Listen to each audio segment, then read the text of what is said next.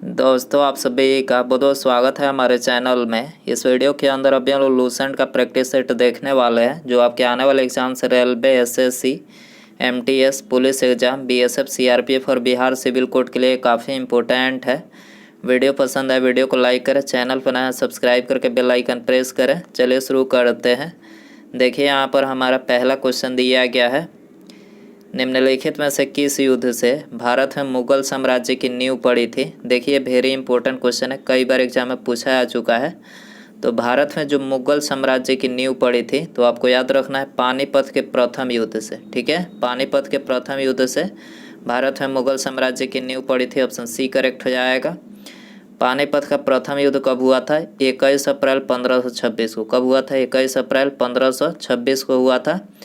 बाबर और इब्राहिम लोदी के बीच में हुआ था, जिसमें इब्राहिम लोदी की हार हुई थी। तो याद रखनी है आपको। आगे बढ़ते हैं। दूसरा क्वेश्चन दिया गया है, कांग्रेस का 1906 का अधिवेशन जिसमें स्वराज का लक्ष्य घोषित किया गया था, कहाँ पर हुआ था? तो ये हुआ था कोलकाता में। कांग्रेस का 1906 का अधिवेशन स्वराज का लक्ष्य घोषित किया गया था, कहाँ पर हुआ था? कोलकाता में। ऑप्शन यहाँ पर बी हो जाएगा। आगे बढ़ते हैं। तीसरा क्वेश्चन दिया गया है, भारतीय रिजर्व बैंक निम्नलिखित में से क्या करता है? तो देखिए, आरबीआई जो होता है ये राज्य सहकारी बैंकों को वित्त प्रदान करता है। याद रखना है आपको, राज्य सहकारी बैंकों को वित्त प्रदान करता है। ठीक है, ऑप्शन सी हो जाएगा। आगे बढ़ते हैं। चौथा क्वेश्चन दिया गया है, राष्ट्रीय आय लेखा द्वारा किसके संपूर्ण आय और व्यय का अध्ययन होता है? राष्ट्रीय आय लेखा द्वारा किसके संपूर्ण आय और व्यय का अध्ययन होता है? तो ये अर्थव्यवस्था के संपूर्ण आय और व्यय का जो है अध्ययन होता है। किसके द्वारा होता है? राष्ट्रीय आय लेखा के द्वारा। तो ऑप्शन सी यहाँ पर हो जाएगा। आगे बढ़ते हैं। पांचवा क्वेश्चन दिया गया है, निम्नलिखित में से किस पंचवर्षीय योजना का मुख्य उद्देश्य आर्थिक आत्मनिर्भरता था? कई बार क्वेश्चन पूछा जा चुका है। पंचवर्षीय योजना से रिलेटेड क्वेश्चन एग्जाम में बार बार पूछे जाते हैं। तो देखिए, जो आर्थिक जो मुख्य उद्देश्य था आर्थिक आत्मनिर्भरता का, तो चौथी पंचवर्षीय योजना का था। ठीक है, तो ऑप्शन सी डी हो जाएगा। इसका कार्यकाल पूछा जाए तो चौथी जो पंचवर्षीय योजना थी 1969 से लेकर 74 तक थी। याद रखनी है, 1969 से 74 तक। ठीक है, आगे बढ़ते हैं। छठा क्वेश्चन है, निम्नलिखित पद्धतियों में से किस एक का मृदा की उर्वरता फिर से निम्नलिखित पद्धतियों में से किस एक का मृदा की उर्वरता फिर से स्थापित करने के लिए प्रयोग किया जाता है? तो जमीन को जो है परती छोड़कर। ठीक है, याद रखना है, जमीन को परती छोड़कर उर्वरता को जो है फिर से स्थापित किया जाता है। तो ऑप्शन सी यहाँ पर करेक्ट हो जाएगा। आगे बढ़ते हैं। पृथ्वी के वायुमंडल का सर्वाधिक घनत्व कहाँ पर होता है? पृथ्वी के वायुमंडल का जो सबसे अधिक घनत्व होता है वो कहाँ पर होता है? क्षोभ मंडल ट्रापोस्फियर में होता है। याद रखना है। इसके अलावा इसी मंडल में मौसम से रिलेटेड जितने भी घटनाएं होती है वो क्षोभ मंडल में ही होती है। तो याद रखनी है। भीड़ को तितर बितर करने में पुलिस द्वारा इस्तेमाल की जाने वाली अश्रु गैस कौन सी होती है? तो भीड़ को तितर बितर करने में जो अश्रु गैस होती है वो होती है क्लोरीन। ठीक है, क्लोरीन होती है। ऑप्शन बी हो जाएगा। आगे बढ़ते हैं। भारत की संविधान सभा किसके अनुसार गठित की गई थी? भारत की संविधान सभा किसके अनुसार गठित की गई थी? मंत्रिमंडलीय शिष्टमंडल योजना यानी कैबिनेट मिशन योजना के द्वारा गठित की गई थी। ऑप्शन नंबर डी यहाँ पर हो जाएगा। आगे बढ़ते हैं। भारत के राष्ट्रपति संसद के दोनों सदनों को प्रथम सत्र के प्रारंभ में कब संबोधित करते हैं? तो देखिए, ये संबोधित करते हैं प्रतिवर्ष और लोकसभा के लिए प्रत्येक आम चुनाव के बाद। प्रतिवर्ष लोकसभा के लिए प्रत्येक आम चुनाव के बाद। तो यहाँ पर सी हो जाएगा, ए और बी दोनों। ठीक है, आगे बढ़ते हैं। 11वां क्वेश्चन है, मनुष्य की खोपड़ी में कुल कितनी अस्थियां होती है? तो आप सभी को पता होना चाहिए, कई बार एग्जाम में पूछा गया प्रश्न है ये। तो मनुष्य की खोपड़ी में जो अस्थियों की संख्या होती है 8। कितनी होती है? 8 होती है। ठीक है, इसके अलावा सिर में कुल हड्डियों की संख्या पूछा जाए तो 29। ठीक है, मनुष्य के मस्तिष्क का वजन पूछा जाए 1350 ग्राम का। 1350 ग्राम का मनुष्य के मस्तिष्क का वजन होता है। जीवन चक्र की दृष्टि से पौधे का सबसे महत्वपूर्ण अंग कौन सा है? पौधे का सबसे महत्वपूर्ण अंग कौन सा है? तो ये है पुष्प। ठीक है, ऑप्शन ए हो जाएगा। आगे बढ़ते हैं। 13वां क्वेश्चन है, सेल्सियस स्केल पर मानव शरीर का सामान्य तापमान कितना होता है? तो सेल्सियस स्केल पर जो सामान्य तापमान होता है ह्यूमन बॉडी का, तो देखिए वो होता है 36.9 डिग्री सेल्सियस। 90 मतलब 37 डिग्री सेल्सियस आप मान के चल सकते हैं, 37 डिग्री सेल्सियस होता है। तो ऑप्शन सी हो जाएगा। इसके अलावा फ़ारेनहाइट में पूछा जाए तो फ़ारेनहाइट में हो जाएगा 98.6 डिग्री फ़ारेनहाइट। ठीक है, तो याद रखनी है आपको। दूध निम्नलिखित में से किसका उदाहरण है? एक है, तो देखिए दूध जो है ये इमल्सन का उदाहरण है। किसका है? इमल्सन। ऑप्शन सी हो जाएगा। फ्यूज का सिद्धांत है, फ्यूज का सिद्धांत है, तो देखिए विद्युत ऊष्मीय प्रभाव। फ्यूज जो है ये विद्युत ऊष्मीय प्रभाव का सिद्धांत है। ठीक है, मनुष्य की आंखें कितने डिग्री तक देख सकती है? तो मनुष्य की जो आंखें हैं वो कितने डिग्री तक देख सकती है? तो यहाँ पर आंसर हो जाएगा 180 डिग्री तक।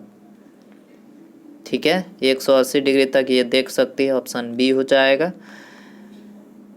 पूर्वी और पश्चिमी घाट कहाँ पर मिलते हैं? पूर्वी और पश्चिमी घाट कहाँ पर मिलते हैं? नीलगिरी पहाड़ी पर। ठीक है, नीलगिरी पहाड़ी पर मिलते हैं। ऑप्शन डी हो जाएगा। आगे बढ़ते हैं। बंदर में कितने गुणसूत्र होते हैं? बंदर में गुणसूत्रों की संख्या बताना है। तो देखिए 46 गुणसूत्र होते हैं बंदर में। ऑप्शन ए हो जाएगा ये। अमोनिया सल्फेट उर्वरक यानी फर्टिलाइजर का बार बार प्रयोग एक ही भूमि में करने से क्या होता है? तो देखिए भूमि जो है अम्लीय हो जाती है। ठीक है, फर्टिलाइज़र का बार बार एक ही भूमि में करने से भूमि अम्लीय हो जाती है। तो अमोनिया सल्फेट उर्वरक का तो अम्लीय हो जाती है, बी हो जाएगा। अमरकंटक से कौन सी नदी उद्गमित होता है? तो अमरकंटक से यहाँ पर नर्मदा हो जाएगा, नर्मदा। ऑप्शन सी हो जाएगा। आगे बढ़ते हैं। निम्नलिखित में से वह प्राधिकारी कौन सा है जो भार की समेकित निधि से राज्यों के राजस्व सहायता अनुदान पर लागू होने वाले सिद्धांतों की सिफारिश करता है? तो कौन है? तो देखिए यह है वित्त आयोग। ठीक है, इसके अलावा पूछा जाए कि वित्त आयोग का गठन का प्रावधान कौन से अनुच्छेद में दिया गया है? तो अनुच्छेद 280 में। ये क्वेश्चन पूछा गया प्रश्न है, कई बार पूछा जाता है। तो वित्त आयोग के गठन का प्रावधान अनुच्छेद 280 याद रखनी है आपको। बैलिस्टिक मिसाइल किसने बनाया था? बैलिस्टिक मिसाइल, तो देखिए इसको बनाया था वार्नर वान ब्राउन ने। बर्नहर वान ब्राउन ने जो है बैलिस्टिक मिसाइल को बनाया था। ऑप्शन यहाँ पर करेक्ट हो जाएगा। ठीक है, आगे बढ़ते हैं। हशीश पौधे किस भाग से प्राप्त की जाती है? हशीश पौधे किस भाग से प्राप्त की जाती है? तो पत्तियों और मृदा पुष्पक्रम के निःस्राव से, पत्तियों और मादा पुष्पक्रम के निःस्राव से जो है हशीश पौधे से प्राप्त की जाती है।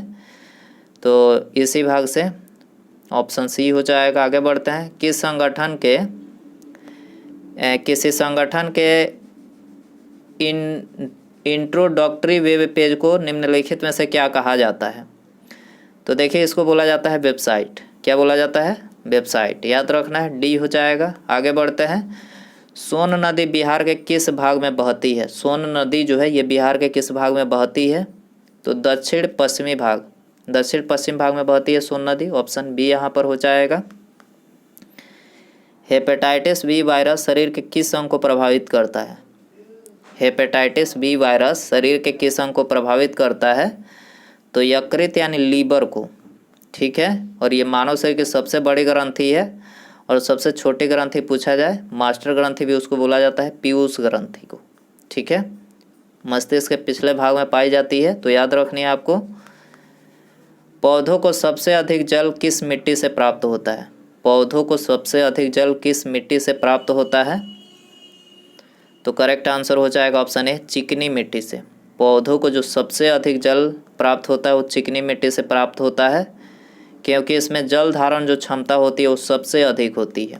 ठीक है, निम्नलिखित में से किसके संबंध में राज्यसभा को लोकसभा के अपेक्षाकृत अधिक अधिकार प्राप्त है? किसके संबंध में राज्यसभा को लोकसभा के अपेक्षाकृत अधिक अधिकार प्राप्त है?